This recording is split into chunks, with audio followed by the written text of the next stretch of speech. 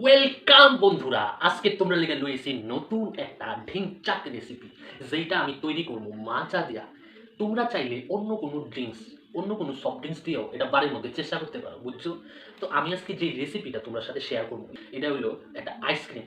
তোমরা কেমনি ইনস্ট্যান্ট বাড়ির মধ্যে মাজা দিয়া আইসক্রিম তৈরি করতে পারো, তার রেসিপিটা আমি আজকে তোমরা দেখাবো, বুঝছো?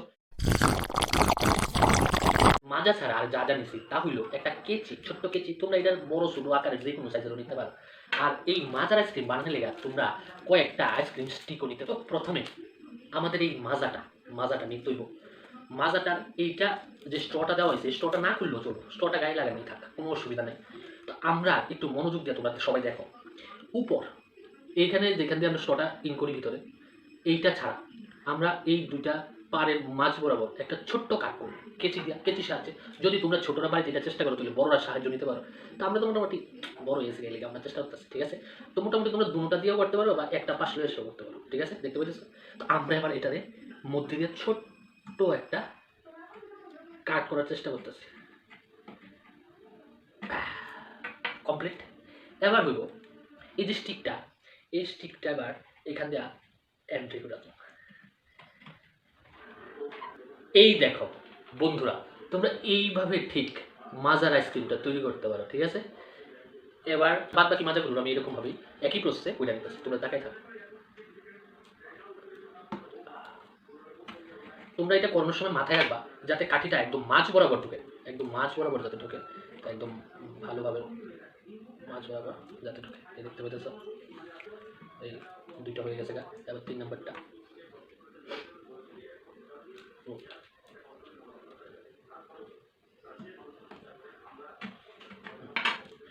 লাস্ট, বাস কমপ্লিট হয়ে গেছে। তো তোমরা দেখতেই পেয়েছো আমরা এখানে 3টা মাজার আইসক্রিম তৈরি লেগা আমরা মোটামুটি প্রথম যে কাজটা আমরা সেটা কইরা নিচ্ছি, ঠিক আছে? এবার এই 3টে যাইব ডিপ ফ্রিজে। কই যাইব? ডিপ ফ্রিজে। এবার তোমরা এই 3টারে ডিপ ফ্রিজে দিবা, যেখানে ইনস্ট্যান্ট বরফ হয়ে যাবে যেখানে।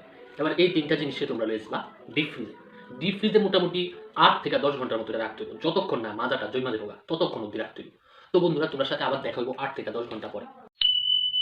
তো বন্ধুরা, 8 থেকে 10 ঘন্টা মাজাটা ডিপ ফ্রিজারে রাখার পর আমরা এই মাজা আইসক্রিম প্রায় তৈরি হয়ে গেছে। তোমরা দেখতে পেয়েছ কি বরফ হয়ে জৈমা রয়েছে, দেখো দেখো। এবার তোমরা আমি এটা কাইটটা আইসক্রিমটা বাইক করে দেখে যাচ্ছি, ঠিক আছে? তার লেগে আমরা একটা কেচি নিয়ে নিচ্ছি, ঠিক আছে? অবশ্য খুবই ঠান্ডা, খুবই বরফ হয়ে গেছে, দেখতে পেতেছে। তো এইটারে খোলার সব থেকে সহজ উপায় হয়েছে ফ্রুটিদের দুই সাইডে দুইটা এই দানার মতো আছে, যে দুইটা প্রথমে কাইটটা নিবা। কি ঠান্ডা, প্রচন্ড ঠান্ডা, প্রচন্ড ঠান্ডা, প্রচন্ড ঠান্ডা। এবার এক সাইড ধরে এরকম ভাবে কাইটা নিতে পারবে, এরকম ভাবে, এরকম ভাবে, বুঝছো? তাহলে খুব তাড়াতাড়ি ইজি হবে। আরেকটু শেষ, কমপ্লিট কাটা হয়ে গেছে গা। তো বন্ধুরা, এই দেখো আমরা মাজা আইসক্রিম। তো বন্ধুরা, আমার এই ছোট্ট রেসিপি তোমরা কেমন লাগলো আমার কমেন্ট করে নিশ্চয়ই জানাবে। আর লাইক করে শেয়ার করে আমার চ্যানেলের পাশে থাকবে। ধন্যবাদ। ঠান্ডা ঠান্ডা, প্রচুর ঠান্ডা।